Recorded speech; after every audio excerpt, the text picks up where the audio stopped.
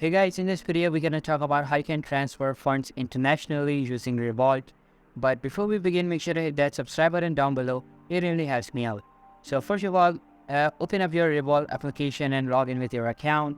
After opening the Revolut application, you will see the homepage of it, and overall states are available on its homepage so that you won't need to go anywhere to check them and saves a lot of your time.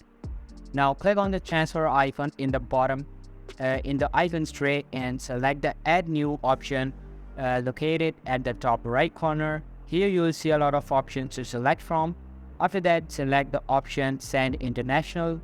It will then ask you to select the destination. You can select any country you want depending upon the transaction you are trying to do. After selecting, a new page will pop up. As it contains private information, the recorder doesn't record the screen, so I'll talk to you through it. After selecting the country, simply select the amount you want to enter. Enter it in the currency box. You can also change the currency if you want. In my case, I'll keep it to USD and just click on continue and you are done. That's how you can transfer your funds internationally using Revolut. Hope you liked the video. I'll be meeting you in the next one. See you soon. Bye.